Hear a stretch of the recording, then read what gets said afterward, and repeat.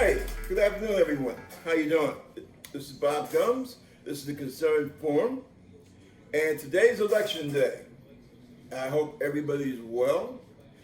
I hope that you're hanging in there with this damn COVID virus. No, Trump didn't create the virus, but he damn sure let it run loose across the country. Well, the election so far, as far as I'm concerned, it's going pretty much the way that those of us that still have our sanity was hoping that it would go. Biden, for the most part, seems to be running ahead. Trump is in the bathroom crying somewhere, sitting on his gold-plated toilet seats crying. And this is typical of Donald. Right now, he's blaming the whole world. And you know Donald, he's going to cry and he's going to whine, he's going to piss and bitch and moan. If the heavens opened up and put a pile of gold at his feet, he would still have reason to complain. Because that's Donald. That's just the way he is. Those of us who are native New Yorkers like myself, who know this clown from way back, we know that. See? And that's one of the sad things about this. Because we look at the tragedy that these last 4 years have been. And the American people were warned. New York warned America because we know this guy. And actually, especially places like Alabama, Arkansas, Mississippi, all those so-called red states, they didn't care. All they were happy about was that he was putting brown babies in cages. He didn't like black folks, and he damn sure didn't like brown folks. And I got something extra to say about that in a few, but let's move on. Now, something struck me about that term, about that word, forgiveness. Something I can't remember what it was, but something I had seen or heard over the last couple of days. Something about racism and slavery. And somebody had said something about, talking about Native Americans, the indigenous people of this continent, and black folks. And it was basically so much was said, oh, well, how come black people and indigenous people, how come they just can't forgive and forget? You know, why do they keep on about the slavery and about, oh, you know, their land was stolen and they were taken and massacred and all this, and it's always blah, blah, blah. Well, I will tell you, I don't have a problem forgiving the whole slavery, Jim Crow, racism scenario. I really don't. But see, I was taught when I was going to Catholic school, what Brother John LeGrand and what Sister Mary St. Rayfield taught me was that in order, and I must not forget Father Gleason and Monsignor Blush, they taught us that for forgiveness to be given, it must be sincere. In other words, you have to ask for forgiveness. You have to mean it. If I do something to you, if I hurt you, whether that be physical, emotional, I have to show true contriteness. Okay, I'm not saying that, you know, if someone does something to me, you know, I'm not saying they got to kiss my rear just for the fun of it. But they have to show that they recognize that, yeah, I did you harm. Or someone that I'm connected with did you harm. And I understand the damage that was done to you. right? I believe the Holy Father himself, Pope Francis, who many American Catholic bishops, for some odd reason, if I didn't know any better, I would say that they really don't like the Holy Father. Some of them actually seem to dislike the Holy Father. I wonder why. Is that because they really hate him? Is that because he's an honest man? I took a vow when I was in the Navy that I would never attend Mass in the United States. Anyone who knows me will tell you, I never attended Mass when I was in the States, here in America. The only time I attended Mass was when I was at sea or when I was in Europe or the Middle East. I stopped going to Catholic Church here in America. And eventually, when I finally left the Navy and, went in the reserve and became a civilian, I left the Roman Catholic Church altogether.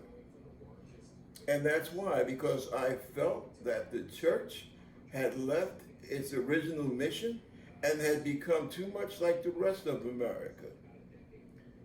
They seem to have, speaking about these American bishops, they seem to have too much energy worrying about the sex lives of women, but they don't have any energy when it comes to combating racism and hatred and anti-Semitism. Now, I'm not just picking on the Catholic Church. I'm picking on religion in this country in general. But let's face it, the Catholic Church is primarily the prominent religion in this country, especially when you're talking about Christianity. They were the first, Christian church. There's a straight line going back over 2,000 years. But they don't act like it. They want to talk about morality.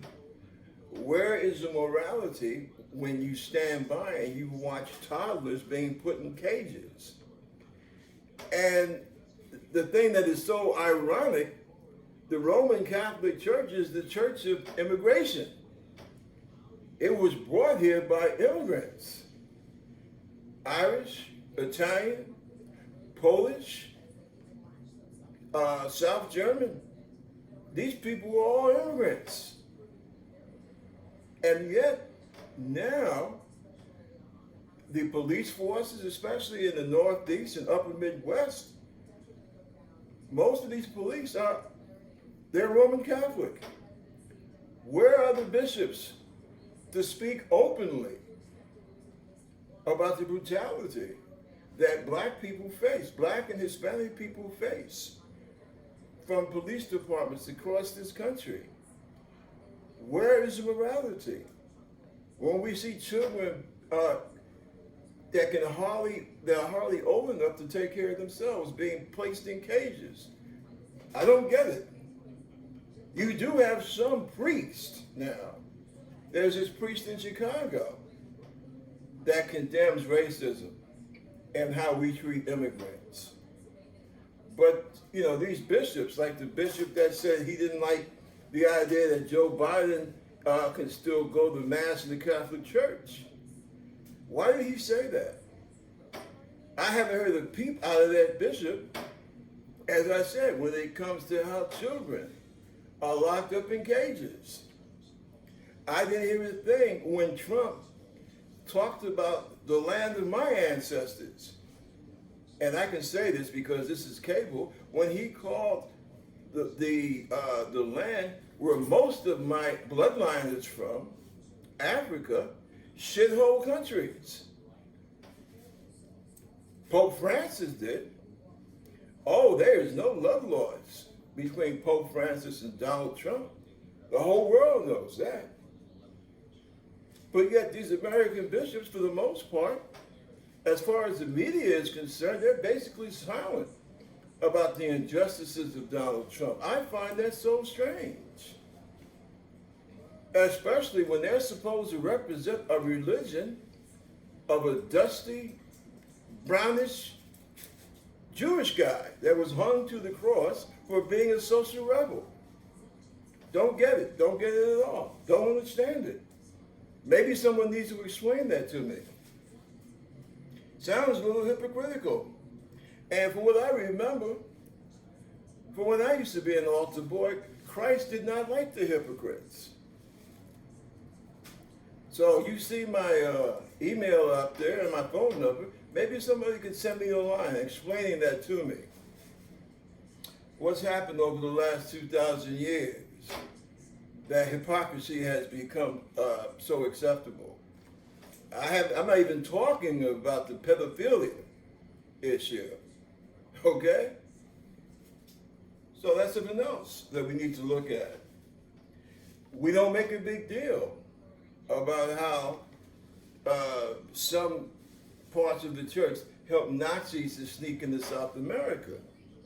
And I wonder about that. That's something else that concerns me.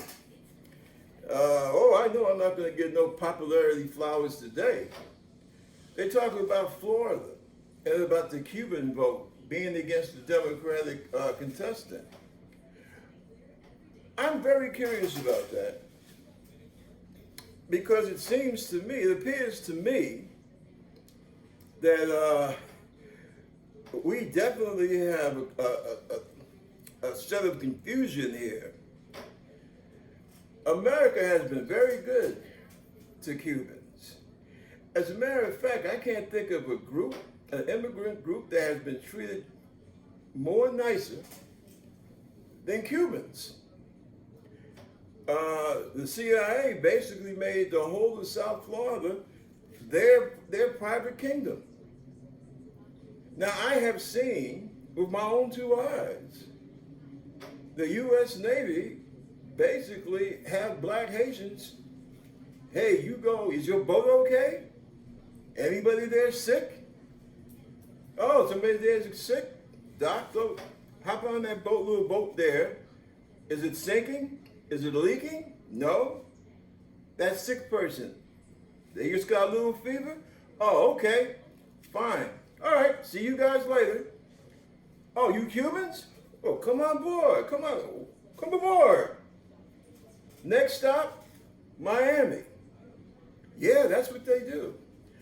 Black Cubans are left to fend for themselves. And Cubans are brought right to Miami. Yeah. Now, me, as a black man, black American, what am I supposed to think about that? And in the meantime, we have this president that says that black people come from shithole countries. And how am I supposed to feel about that? What does that tell the world? What does that tell those African countries? What does that say about that Statue of Liberty that's downtown, not too far from where I'm talking to you right now? A lot of hypocrisy going on here. People need to think about that. I don't give a damn if you like black people, brown people, but be careful what you say that you stand for. See, don't BS me. We got a guy here, what's his name, John Cunningham, and he's running against Miss Cortez, or as she's known in the media, Miss AOC. She misses being my congresswoman by 1 block, okay? And I'm sorry about that. I would love to have her for my congressperson. But this guy running against her, first of all, in his commercials, he never announces the fact that he's a Republican. Okay, you gotta research that. That's the first thing. Second thing, he's always talking on his commercials about, the people in this district are the poorest in the United States. Okay? So that I assume that also means that they are probably among the least educated. Okay. We'll go for that. When I say least educated, by the way, I mean that they have the poorest schools, poorest school districts, what have you. Right? All right, fine. And then he gets into this tirade about, oh, well, they don't want socialism. Now, I'm not picking on Mr. Cunningham, because all these Republicans that are running this year, they're all singing that same song about anti-socialism.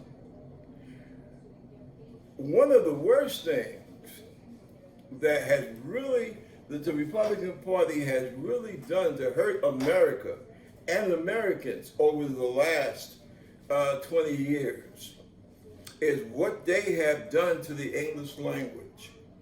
And by that, I mean they have basically worked so hard to make Americans afraid of words. And that's dangerous. All right, we saw what the Nazis and Hitler were able to do. When you make people scared of words, that's dangerous. I don't care if you're talking about Hitler or Stalin, right? Or Stalin. It's the same thing, okay? You make people scared of words.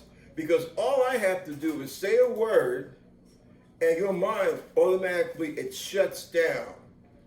You stop all research, you stop all thought, and everything just stagnates, right? I could start saying, well, we don't like fascism, right? I've been watching Trump now in the White House for 4 years. He's a prime example of fascism. He talks fascism. A lot of the people that he has hired, like that guy, what's his name, Stephen Miller, they are pure fascists. And a lot of his policies are pure fascist, right? But yeah, we keep getting this damn lecture every time Trump or one of his bully boys opens their mouth, they're talking about socialism. Well, listen, if I don't get anything else across to you folks out there, let me get this across. Socialism, right? Socialism means that the government, and remember, in America, we, the people, are the government. The government is us. The government works for us. And we are the government. The government does things that we ourselves cannot do as individuals. Okay? Next time you go to the bathroom, are you carrying your own bucket? And when you finish your business, are you going to carry it downstairs and outside to a backyard somewhere and dig yourself a hole? Well, that's what people do in some parts of the world I've been to, because they don't have a government that has a sewer system. You see what I'm saying? We do. And that's socialism, okay? Because we don't do that. In most parts of the United States, we don't do that. And believe it or not, that's socialism, because that's a government task. All right? Now, you do have some parts of this country, down south, for example, where you don't have, people are still using outhouses. Fortunately, that's very rare. But generally speaking, we have sewer systems, we have water systems that the government takes care of. And if you have a private company doing that, then the government is paying that private company. Okay, but you don't have individuals that are doing that. When you're in trouble, you call 911. And if things are working the way they're supposed to, a squad car or maybe 5 squad cars are going to roll up to your assistance, right? That's socialism. Because if they don't roll up, then you would have to get your dad, your brothers, maybe even your sisters, okay? And you'll have your own peace, right? And knives, and you go out there and you go hunting. And I've seen that. I've seen countries where that's what people have to do because they don't have an organized police force, right? But we don't do that here. I'm not supposed to have to do that here because we have a government. And that is socialism. Because again, that is a task that the individual cannot do and is really not allowed to do on their own. Okay? When you go to a doctor, why do you think that doctor is allowed to put hands on you and to prescribe medicine for you? And if need be, to cut you open and to jump in there and do what needs to be done. Because he went to could even be a private school, but they are licensed by the state. Okay? That is socialism. Because he didn't learn that by himself underneath a shady tree. He went to a government prescribed institution to learn how to cure, how to handle sick people. All right? That's socialism. Now, capitalism, which Trump and Republicans claim to love so much, well, what is capitalism? Capitalism is an economic system by which you make money. That's all it means. It's not good. It's not bad. It's about making money. And one of the stupidest ass comments ever made is when somebody said, oh, we need a president that's a businessman. That's one of the dumbest things that was ever said. Because the business of a president is not to make money. Because a country is not, it's not AT&T. It is not, it's not Macy's. It's not a corporation. Okay? It doesn't exist to make money. Now, I know that might come as a shock to some of you out there. All right? But a government does not exist to make money. A government exists to spend money, to allocate resources. Okay? Ooh, I can hear their heads turning, and I can hear brains out there exploding. Whoosh! There's some messy walls out there. Right now, I can just see it. Heads exploding all over the damn place. What? Government is not supposed to make money? Whoosh! But yeah, that's right. When's the last time you seen Walmart or some damn buddy order one of their truck drivers to go attack Honduras or some damn thing like that? Don't happen that way, okay?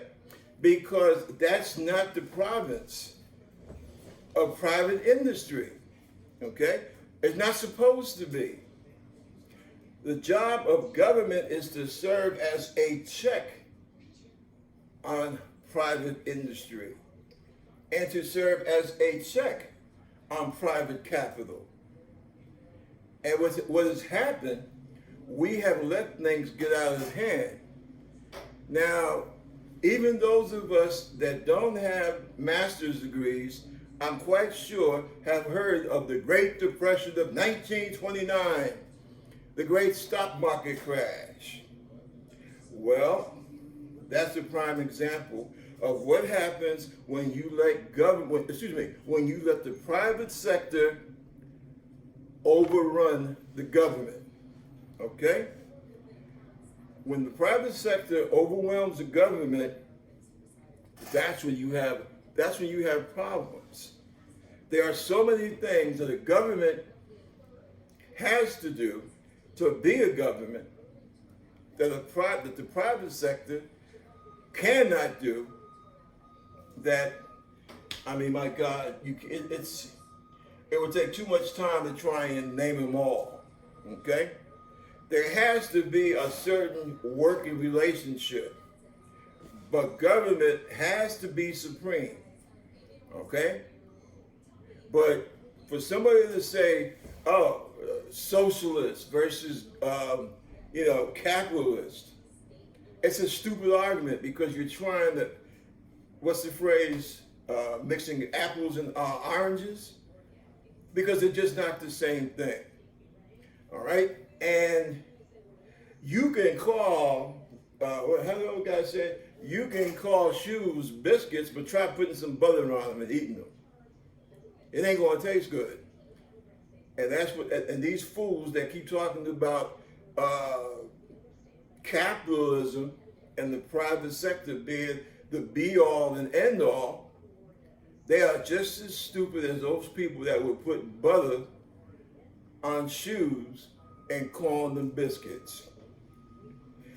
Just because Russia calls itself a republic, it ain't no republic. It's a damn dictatorship. And just like Venezuela is a dictatorship. It's not a socialist government, it's a dictatorship, right? You can call a cow a horse, but that don't try and put a saddle on it. And see, that's the problem. And what the Republicans have been doing for the last 20 some odd years, they've been taking advantage of what we don't teach people. And I'm not just talking about kids in school, because I can tell you, Americans, generally speaking, we're not that damn bright. And I know that that's going to get a lot of people pissed. But I'm not here to lie to you. I'm here to tell you the truth. And if you ever travel overseas, you'll see just what the hell I mean. That's the problem. It's not an accident that on most of the indicators that make a country a forward, modern, 21st century country, we are pretty damn far behind. And just so you know it, no, we ain't number one. And we need to we need to cut that crap out, okay? And oh, please, let some fool call me and tell me, well, if you don't like America, then you ought to leave it. Tell me something. If your mama had a drug habit, or she was an alcoholic, or if she had some kind of disease, cancer, what would you do? Hey, screw you, Ma. You're ill. You're sick. I'm out of here. Is that what you would do to your mom or your dad? Because they're sick? No. You see someone in your family that's sick, or a buddy that's sick, you're going to try and help them. You're going to tell them the truth to their face, and you're going to try and help them. And that's what I'm doing here. So if the truth is a little bit too hot to handle, fine. I mean, that's totally on you. But I'm going to say what needs to be said. And this is the perfect time to say it. Now, just a few other things. Going back to this business about Cubans. Listen, I am America. I am the North American, African, Caribbean, North America is a continent, but I'm part of all of that, all right? My dad was from the American Virgin Islands. He grew up in the Dominican Republic. His father, my grandfather, was born and raised in the Dominican Republic. His grandmother was my grandmother, his mom, was from either Haiti or Martinique, one of the French islands. My mom was from Virginia. Her family was, what's the family tradition? Family lore has been in Virginia since the 1690s. So we've been in this country longer than the damn Constitution, right? On my mother's side, every man in the family has fought in every war this country has been in, with the possible exception of the war in Texas, okay? So I get a little bit ticked off when I hear people like Trump, especially someone like Trump, talk about who's American and who's not American. As a matter of fact, Donald Trump is a relative of Johnny come lately. His granddaddy only been here since about 1890 something. And you do know that he got here because he was a draft dodger from Germany. And this is long before Adolf Hitler. This was in the 1890s. He ran away from the army. And then he tried to go back to Germany, and they wouldn't let him in the country. I guess they figured if you didn't want to join when it was your time to serve, we don't need you here now. I wish they had taken them back in. That would be one less headache we would have to deal with. But anyway, that's that's one issue I wanted to bring out. As far as Cuba was the greatest for a period of time, which I believe was around the late 1600s up until the mid 1700s, the greatest slave market in the Western Hemisphere, Cuba and the Dominican Republic. So you got a lot of folks walking around in Cuba. I don't know what they call themselves. A lot of them call themselves Spanish. Same thing with the Dominican Republic. And I guarantee you got a lot of folks in Spain will be happy to tell you that you ain't Spanish. You might be what they call Indio, but you ain't Spanish. There seems to be a big problem with that in the Caribbean, okay? The people in the Caribbean from Dominican Republic, Puerto Rico, and Cuba have a very distinct culture, a very beautiful culture. But it is not a Spanish culture, okay? It is a different culture. It is a combination of the Carib Indians and Tano, T-A-I-N-O, Tano Indians that were not slaughtered by Columbus, and Africans and Spanish soldiers and sailors, all right? Extremely unique, but it is not Spanish. And as I said, people in Spain will be very happy to set you straight on that. I've seen them do it on countless occasions. I spent a bit of time in Spain when I was in the Navy over there, and they'll be happy to get you straight on that subject. Early in the 20th century and the latter half of the 19th century, Cubans saw how blacks were treated, how darker skinned people were treated. So basically, they played to their, to the strength, to whitey skinned people, right? That's why there were a lot of West Indians. That's why you get the idea when you say West Indian, your mind goes to a black person, right? West Indians kind of laugh because they know better, because they're from down in that part of the neck of the woods, and they know better. Just like when Lucy married, what's his name, Desi, okay? A lot of folks in the West Indies laughed their ass off because that was an interracial marriage. But because Cubans were so used to passing themselves as white, and what are American whites? Gringos. They don't know any better, especially at that time.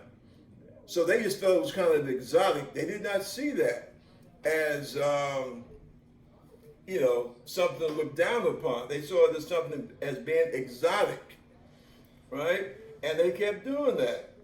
And then when Castro, who at first America loved, and then when he said he was a communist, oh, that was it. Katie barred the door. You had all these white Cubans. And if you're old enough to remember, when you saw all the refugees start coming out of Cuba, after Castro had now said he was a communist, you will see that most of those Cubans, most of the people who were refugees, were what you would call 1-9-5-4-2-0. I have to do this every so often. But excuse me, but most of the folks that you saw coming up, they didn't look like me. they basically looked white, okay, or very light skinned, see? And that's the way it was. It's only here lately that your Cubans, now you start seeing maybe some more darker skinned Cubans coming up to the mainland, coming up to Florida and what have you. And that's because a lot of these folks are musicians, athletes, entertainers. And that's because you can make a nice payroll coming up to the States. That's true. But see, the first thing that Castro did, one of the first things that Castro did was he recognized his African heritage because he said Afro-Cubano, see? And he went, and what are some of the things that Castro did? He went to South Africa and he fought the apartheid government in South Africa and in Rhodesia. He had Cuban troops fighting in Angola, right? Remember Portuguese Angola? And in Rhodesia, see? Because he said that the Africans there were the brothers of the Cuban people. Because see, he was looking at the history. And he said it was the job of Cuba as a revolutionary country to help free their colonially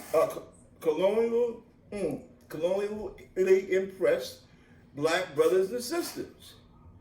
Now, I feel that Castro, to a large extent, unfortunately, betrayed the revolution to a large extent. Okay? He did, because, strangled freedom of speech, and he did a lot of funky things. But he did some good things. And I'm sorry, you can't take that away from the man. And a lot of the older Cubans, especially those that had businesses, and they felt that they were forced to leave. And that's a whole different kettle of worms. And I feel that what those folks need to do, that's a fight that they had with the Castro family, right? I think that it was wrong of them to bring that fight to the United States, number one. Number two, Trump is acting the same damn way that Fidel was acting in Cuba, putting his family in positions of power, right? Dipping his hands in the treasury, so on and so forth. And going to bed with Russia. Trump is doing almost the exact same things that Fidel was doing. So why are you telling me that you are going to choose Trump over Biden when Trump is mimicking the same behavior that Castro was doing? That doesn't make any damn sense, to be quite frank about it.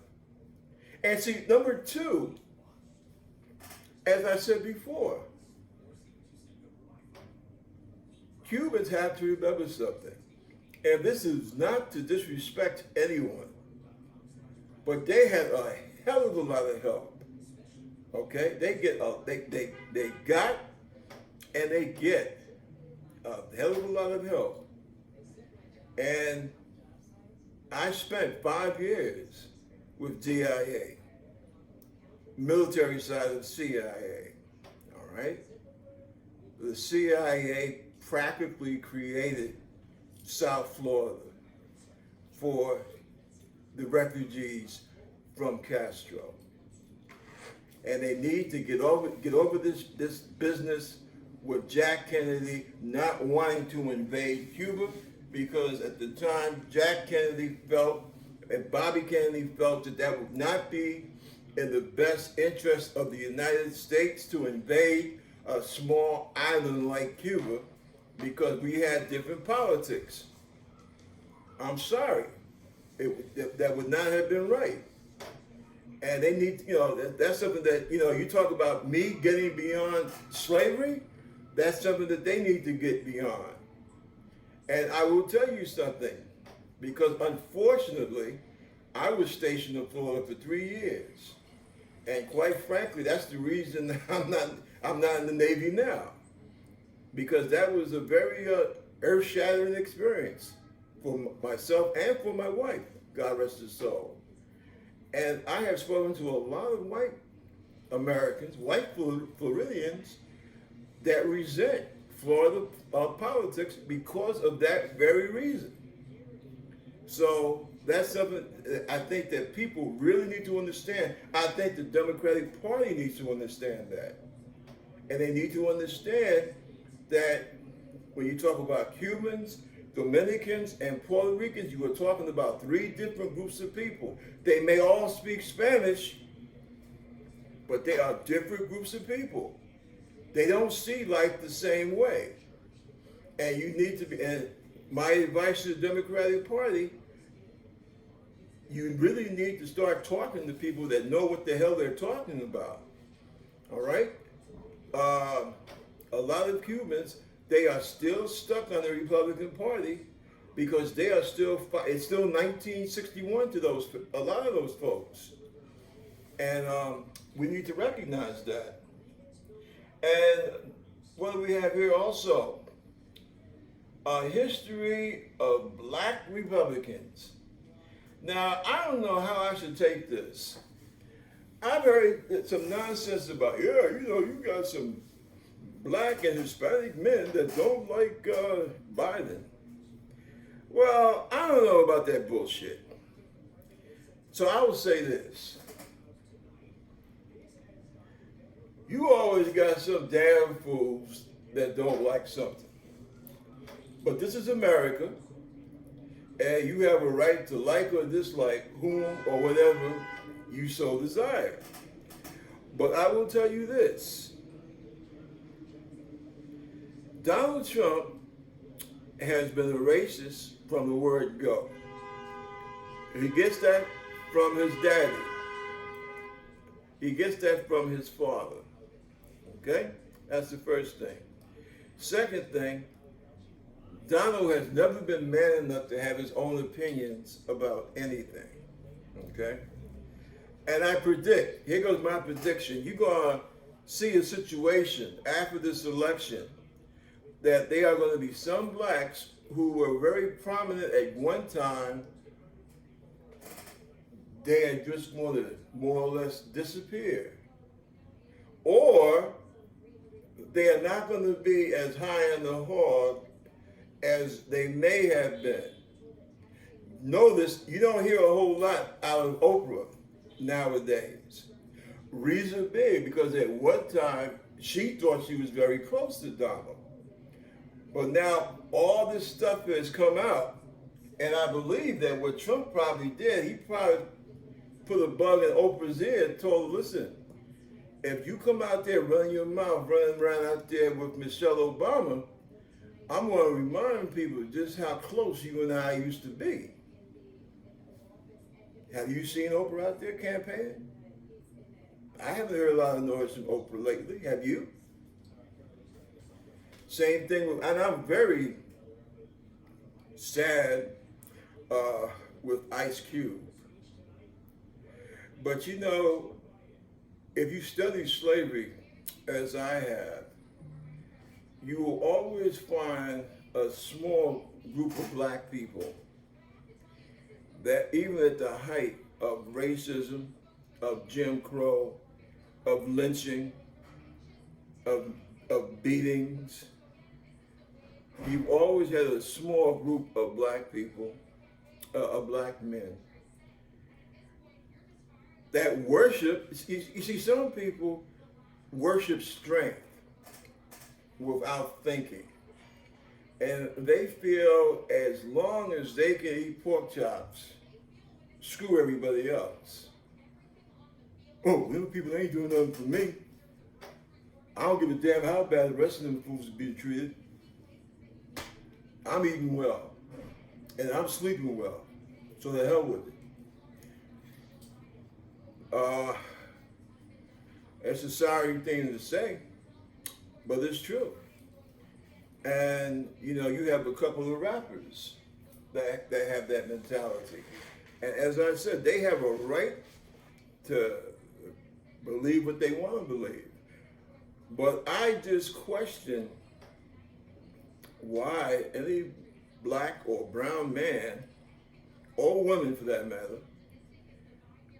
would support someone, and I would say the same about any white person too, by the way, or Asian person, who would support putting 3 and 4-year-old children, because that's a baby. You're talking about 3 or 4, a 5-year-old, I mean, that's a freaking baby. How the hell can you put a baby in a cage? How the hell will you justify that? And I don't really get into this thing about condemning all white people. I think that the proudest moments of Malcolm X was when he publicly came to the realization that you could not condemn whole races of people, that everyone is responsible for their own actions. When you condemn, well, all white people are crackers, all white people are racist, that's wrong. But when you tell me that you support someone that says, I'm putting these children in prison, in a cage, to discourage their parents from coming to the land of opportunity, I have to question your sanity. I have to question your humanity. I have to question your fitness as a parent, because I have to question what it is that you are teaching your children. That it's right to put a 4-year-old in a cage? Do you realize? And the first time I was in the service, I was in the Army, and it was in Germany. And we lived in a barracks. I was in 2nd Army Cav, and we lived in a barracks that was an old, Gestapo, Waffen SS barracks. And the reason I mentioned that is because we hung people that did that at the Nuremberg trials. What was that? Crimes Against Humanity, it was called. People that abused children and people that did things to pregnant women. Oh yeah, it's been in all the papers. That's not anything made up. Pregnant women, we put them on the table, sliced them open. Yeah, did all kinds of stuff. And you told me, as a white person or as an Asian person, that you support a person that did that kind of stuff. Yeah, I'm going to look at you very strangely. But you as a black person or as a brown person, and you tell me that you support a person that mandated that. And I will look at you strangely, and I will also question your sanity. Because I'm wondering, well, this is the same sort of thing that was done to your great-grandparents. And so now you think it's okay for this to be done to these children? I don't understand that, Now, for me, myself, I could never see myself economically supporting an artist that would support something like this. That's just like, the guy that, and that really, it really hurts me here because I really admired him as a person and as an actor, the guy who played in the new Star Trek movies, um, um, not he didn't play Kirk. The guy who played, he was killed. Um, the one who brought Kirk to um, Starfleet, he played that guy's role. Um, he was killed by the wild guy. Um, he was the guy who played the guy who killed him is an English guy who had some kind of super blood that they used later on to bring Kirk back to life. Well, in the beginning of the movie, he killed the guy who I'm thinking of, right? And I'm so sorry that this guy is a Trump supporter. Because I can never watch him again in good conscience. I can't do it. And see, I know some people will say, well, it's just politics. People have different opinions. I have to disagree with that because Donald Trump killed that. Bush Jr. didn't kill that. Donald Trump killed that because Bush Jr., you might say he was an ass, he couldn't talk right, he didn't like college, right? He didn't read any books, right? Okay, fine. But Trump, to me, that's just like saying, well, put it this way. There has to be a point where we draw a line, okay? I could not make love to a woman that's a member of the Nazi Party, okay? You wouldn't ask a Jewish person to marry a Nazi, okay? I've seen Jewish people, they marry blacks, they marry Italians, they marry Irish, they marry Asians, they marry everybody. But I have never seen a Jew marry a Nazi, unless that person is an ex-Nazi. Okay? I mean, I could get with that. But for somebody that's an active member of a Nazi, just like somebody that's an active Trump supporter, how could I be with somebody, marry a woman that is in favor of putting infant children in a cage? I can't. We have to draw the line somewhere. Somewhere there comes a point where it's not just politics. There has to be a point where, no, my basic humanity has to take over. You see, this is what's happened over the last 4 years. And I blame the Republican Party. We have to stop, well, both sides are at fault, okay? No, both sides are not at fault. The Republicans have been walking in this mess for too long. They've been walking down this trail. And there are a lot of Republicans out there that will tell you, yeah, some of us knew we were walking down a very dangerous road. And like that guy that wrote that book, what's the name of it? It was all, we knew, it was always a lie. This thing was always about race, right? This was always about sociology, okay? And that's what it is. Trump has people working for him who belong to Nazi organizations. And how Steve Miller is up in there, I will never know. Because his family would not exist if it wasn't for anti-Nazi people that helped get his family out of Eastern Europe, okay? Because they're Jewish.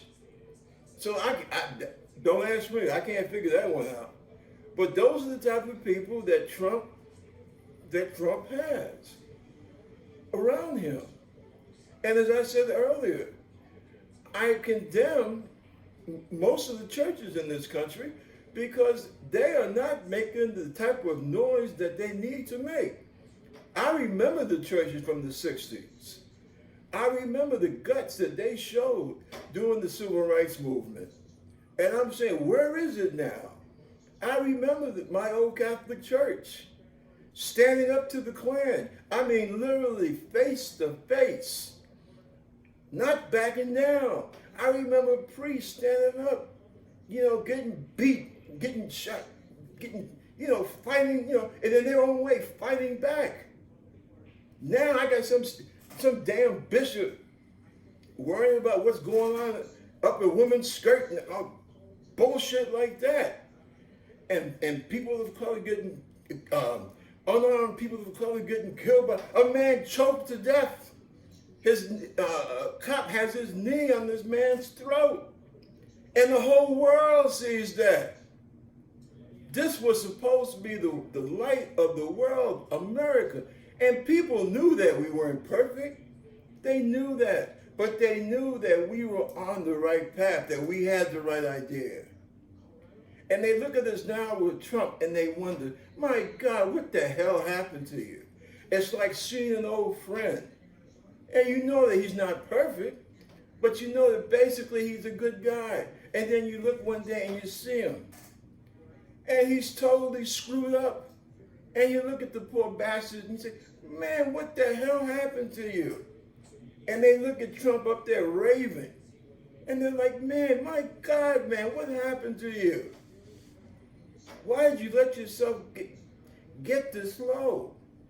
And that's what this election is all about. That's what this 4 years have been all about. And Americans have to recognize that. And I say this, and people have to remember something about me. I'm born and raised in a Republican family. My old man was a district leader for the Republican Party in Harlem, right here in New York, in Black Harlem. But he was also a union leader and an activist. But that was a different Republican Party. This Republican Party, you might as well call it the adjunct of the KKK. And I keep asking myself, what happened to these Republican senators? What happened to Lindsey Graham? 4 years ago, he was saying that Trump was a blithering, racist nut. And look at Lindsey Graham now. You can't recognize this guy. It's bizarre. And this is the problem with this country. And we have a president who is a Russian stooge. And this is not like one of those folks at the Trump rally was trying to say, oh, this is just the liberal, not the liberal media. I know these people in DIA, CIA, NSA, FBI. Those people, those men and women are not liberals. They're not a bunch of left-wing hippies playing guitars with long hair and sandals. Those are extremely conservative people. They're nice people, but they're basically conservative type people.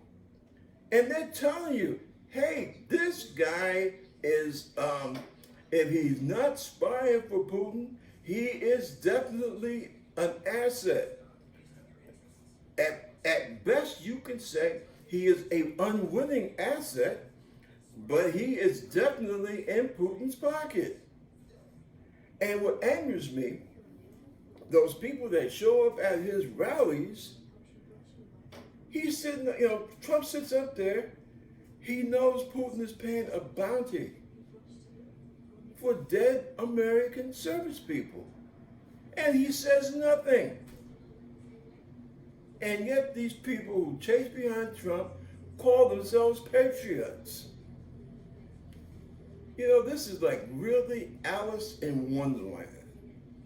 And it is a damn shame because these people are so full of hate for progressive women, educated women, for people of color, that they would rather see this wonderful experiment in democracy crumble than to make sure that everybody gets a break in this country. To me, oh, and by the way, when I say everyone gets a decent break in this country, that includes themselves and their children. Listen, folks, the election is still going on. I don't know what's going to happen. All I can say is we can just pray and wish ourselves luck. And let's hope that our democracy survives. We'll see each other next week, same time, same place. And do me a favor, when you see me on YouTube, please go ahead and check that box. And I hope that you like this show. Bless you all. See you next week. Concerned Forum, take care. Bye.